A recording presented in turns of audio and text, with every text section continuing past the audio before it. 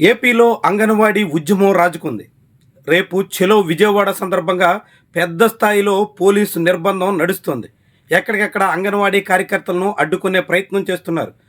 విజయవాడ వచ్చి నిరసన తెలపడానికి వేలాదిగా అంగన్వాడీలు సిద్ధమవుతుంటే వాళ్ళందరినీ అడ్డుకునే ప్రయత్నంలో ప్రభుత్వ యంత్రాంగం పడింది. ఇప్పటికే అధికారంలోకి వచ్చి 2 ఏళ్లు పూర్తి కావస్తున్న అంగన్వాడీ వర్కర్లు, హెల్పర్లకు వేతనాల పెంపుదల జరగకపోవడంతో తీవ్ర అసహనంతో ఉన్నారు. 2024 ఆరంభంలో వైఎస్ జగన్మోహన్ రెడ్డి సర్కారు ఉండగా అంగన్వాడీ వర్కర్లు రాష్ట్ర వ్యాప్తంగా సమ్మెకు దిగారు. ఆ సమయంలో తెలుగుదేశం పార్టీ నేతలంతా ఆ సమ్మె శిబిరాలకు వచ్చి అంగన్వాడీలకు మద్దతుగా నిలబడ్డారు. జగన్మోహన్ రెడ్డి ప్రభుత్వాన్ని తీవ్రంగా నిందించారు. చంద్రబాబు నాయుడు కూడా తాము అధికారంలోకి వస్తే అంగన్వాడీల డిమాండ్లన్నీ పరిష్కరిస్తాం అంటూ చెప్పుకొచ్చారు. కానీ తీరా ఇప్పుడు అధికారంలోకి వచ్చిన తర్వాత అంగన్వాడీ కార్యకర్తల సమస్యల్ని పక్కన పెట్టేశారు అనే అసహనం ఇప్పుడు అంగన్వాడీల్లో బయలుదేరింది. అందుకే అంగన్వాడీల ఉద్యమం మరోసారి రాజుకుంటున్నట్టు కనిపిస్తోంది. ఆంధ్రప్రదేశ్లో అంగన్వాడీ ఉద్యమానికి సుదీర్ఘ చరిత్ర ఉంది. ఉమ్మడి రాష్ట్రంలోనే చంద్రబాబు ప్రభుత్వం మీద అంగన్వాడీలు దండెత్తి తీవ్ర స్థాయిలో నిలదీసిన అనుభవం ఉంది. ఆ సమయంలో చంద్రబాబు ప్రభుత్వం అంగన్వాడీల మీద గుర్రాలు, వాటర్ క్యానన్లు, ముళ్ళ కంచెలు ఇలా చాలా రకాల ప్రయోగించి అబాసు పాలైపోయిన చరిత్ర ఉంది. ఇప్పుడు మళ్ళీ ఆంధ్రప్రదేశ్లో అంగన్వాడీ ఉద్యమం మరోసారి రాజుకుంటున్న తరుణంలో చంద్రబాబు ప్రభుత్వం మీద ఒత్తిడి పెరుగుతోంది. ఇప్పటికే రాష్ట్ర వ్యాప్తంగా 5 రోజుల పాటు ప్రాజెక్టు కార్యాలయాల ముందు నిరాహార దీక్షలు నిర్వహించారు. ఇప్పుడు నేరుగా చెలో హైదరాబాద్ పేరుతో వేలాది మంది తరలిరాబోతున్నారు. రాష్ట్ర వ్యాప్తంగా దాదాపుగా 1,10,000 మంది వరకు అంగన్వాడీలు పనిచేస్తున్నారు.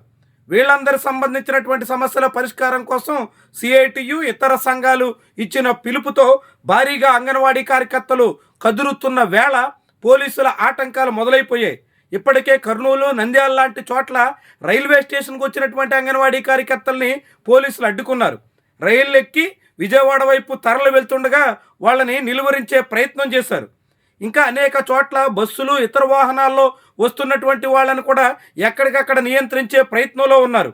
అంగన్వాడీల ఉద్యమం మీద ప్రభుత్వం నిర్బంధాన్ని ప్రయోగిస్తుంది అంటూ అంగన్వాడీ వర్కర్ల రాష్ట్ర నాయకురాలు బేబీరాణి విమర్శించారు.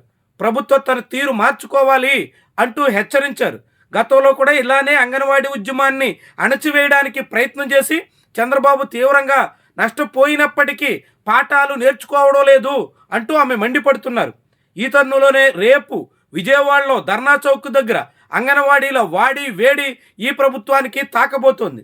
అయితే ఉద్యమం శాంతియుతంగా సాగిపోతుందా, కాకుంటే అంగన్వాడీలు భారీ సంఖ్యలో తరలి వచ్చిన తర్వాత చాలా తీవ్ర స్థాయిలో ప్రతిఘటించే ప్రయత్నం చేస్తారా అన్నది ముఖ్యమైనటువంటి అంశం.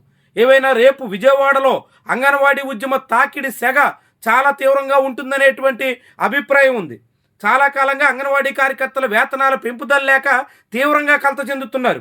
గతంలో చంద్రబాబు నాయుడు కాలంలో పెంచినటువంటి జీతాలను చూపించి మళ్ళీ పెంచుతాం, ఓపిక పట్టండి అని ప్రభుత్వం చెబుతోంది. కానీ 2 ఏళ్ల కాలంగా ఓపికతో ఎదురు చూస్తున్న ప్రభుత్వం స్పందించట్లేదంటూ అంగన్వాడీ కార్యకర్తలు రగిలిపోతున్నారు. ఈ తరుణంలోనే ఇప్పుడు ఉద్యమం తారస్థాయికి చేరేలా కనిపిస్తోంది. చెలో విజయవాడ ఉద్రిక్త వాతావరణానికి కారణం కాబోతుంది. అనేక చోట్ల బస్సులు, రైళ్లలో వస్తున్నటువంటి అంగన్వాడీలను అడ్డుకుంటున్న నేపథ్యంలో ఈ వ్యవహారం రాష్ట్ర వ్యాప్తంగా కలకలం రేపడం ఖాయంగా చెప్పాల్సి ఉంటుంది.